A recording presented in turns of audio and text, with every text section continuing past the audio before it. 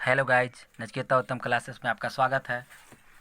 आज मैं आपको बताऊंगा कि किसी भी तत्व का संकेत कैसे पढ़ा। तो संकेत देने वाले और नाम देने वाले आईपीएसी है। इसका फुल फॉर्म क्या होता है? International union of pure applied chemistry. इसके द्वारा किसी भी तत्व के नामकरण किया गया और उसको संकेत दिया गया। तो किस तरह से किया गया? वैज्ञानिकों ने क्या किया कि कोई भी तत्व, जैसे अभी तक 118 तत्व की खोज हो चुकी है, 118 तत्व की नामकरण इस प्रकार से किया। क्या किया कि उसके अंग्रेजी नाम के पहला लेटर लिया और उसके पहला लेटर को संकेत के रूप में दे दिया। जैसे कि हाइड्रोजन है, तो हाइड्रोजन के पहला लेटर क्या है? एच है। तो एच है, तो यह क्या किया कि एच नामकरण में संकेत में लिख दिया। अब हीलियम है, तो हीलियम में क्या किया कि अगर एच रखता तो हाइड्रोजन से मैच कर जाता, पता नहीं चलता एच कहने से कि हाइड्रोजन के कह रहा है कि हीलियम के कह रहा है। इसीलिए इसको दो लेटर लिया, पहला और दूसरा लेटर लेकर इसका संकेत एच ही रख दिया हीलियम का। इस तरह से लिथियम का क्या कर दिया? पहला और दूसरा लेटर लिया और Li रख दिया लिथियम का संकेत। अब आया नाइट्रोजन नियोन का, तो नाइट्रोजन का भी एन से शुरू होता है इंग्लिश नेम, और नियोन का भी एन से शुरू होता है। तो अब यदि दोनों का एन रख दिया जाए तो पता नहीं चलेगा कि नाइट्रोजन का है एन कि नियोन का है। इसीलिए नाइट्रोजन के एन रखा और नियोन के एन ही रखा। अब मैग्नीशियम के बात आया, तो मैग्नीशियम में क्या किया कि पहला लेटर लिया और एक बीच का लेटर ले लिया, यानी तीसरा लेटर ले लिया और इसका संकेत Mg रख दिया। क्लोरीन की बात आया तो पहला लेटर लिया और तीसरा लेटर ले लिया। इसी तरह से अनेक तत्व की नामकरण हुई। सबसे पहले क्या हुआ था, जब भी कोई एटम का खोज होता था तो उसके नाभिक में जितने परमाणु, जितने प्रोटॉन रहते थे, तो यदि नाभिक में प्रोटॉन एक है तो उसको उन्होंने कह देता था कि एटम वन है। यदि नाभिक में दो प्रोटॉन है तो उसको कहा जाता था कि एटम दो है। इसी तरह से atom one, atom two, atom three, इस तरह से खोज होते गया। तो atom one, atom two, atom three, इस तरह से रखते गया।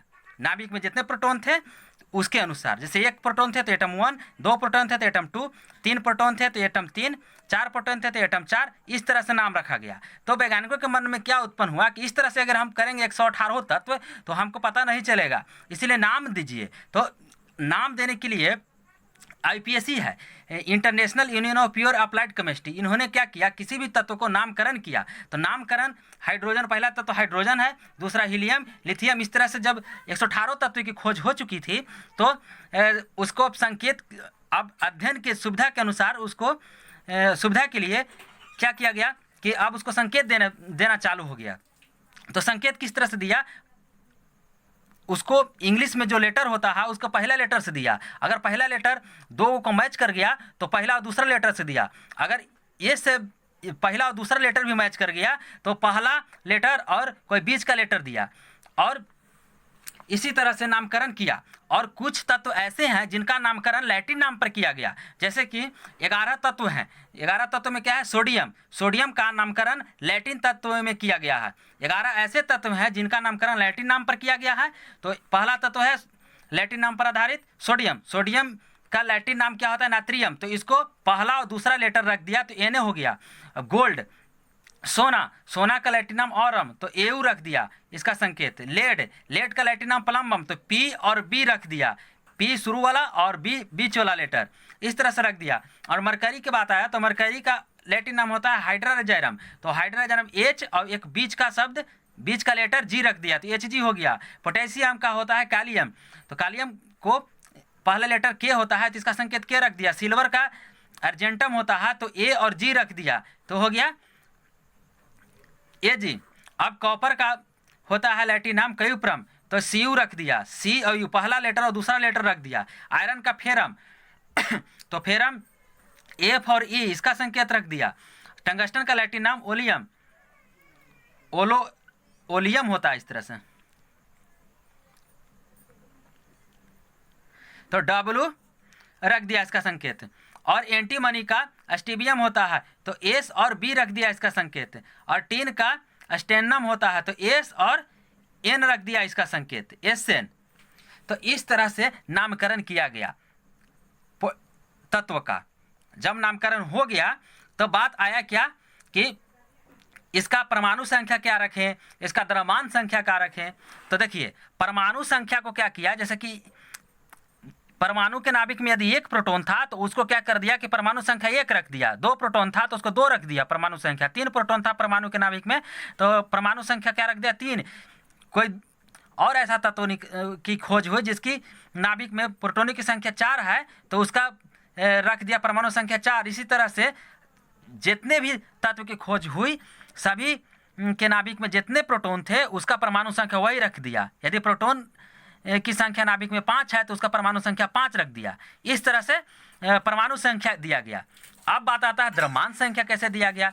तो द्रव्यमान संख्या देने के लिए C12 के एक परमाणु के 12वें भाग से क्या किया गया, तुलना किया गया।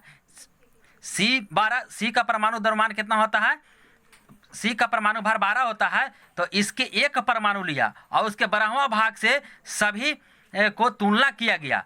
सभी जिसमें हाइड्रोजन, हीलियम, लिथियम सभी को तुलना किया गया तो देखा कि C12 के एक परमाणु के 12वें भाग से कोई 1 गुना है, जैसे हाइड्रोजन 1 गुना है तो इसका द्रव्यमान संख्या 1 रख दिया। यदि इससे C12 के एक परमाणु के 12वें भाग से जब तुलना किया हीलियम का तो इसका 4 है, 4 गुना हो गया तो 4 रख दिया इसका द्रव्यमान संख्या। लिथियम का तो लिथियम का इसका 6 गुना हो गया तो इसका रख दिया 7 गुना हो जाता है तो 7 गुना रख दिया। एक परमाणु के 12वें भाग से जब तुलना किया लिथियम को तो इसका द्रव्यमान संख्या कितना रख दिया 7, क्योंकि 7 गुना आया। अब यही जैसे कार्बन के बात आया तो कार्बन के परमाणु संख्या क्या रख दिया, द्रव्यमान संख्या 12 रख दिया, क्योंकि C12 के एक परमाणु के 12वें भाग से जब तुलना किया तो 12 गुना आया। तो C का परमाणु भार कितना रख दिया 12। अब यही आता है ऑक्सीजन, तो ऑक्सीजन का परमाणु भार होता है कितना, तो 16 होता है। तो 16 कैसे आया, तो C12 के एक परमाणु के 12वें भाग से जब तुलना किया तो ऑक्सीजन का भार, ऑक्सीजन का वजन आया 16 गुना, तो यह 16 इसका रख दिया द्रव्यमान संख्या, परमाणु भार। इसी तरह से सभी तत्वों की परमाणु भार, द्रव्यमान संख्या रखा गया वैज्ञानिकों द्वारा। अब चलते हैं आगे की ओर। वीडियो लंबा हो जाएगा इसीलिए अब नेक्स्ट वीडियो में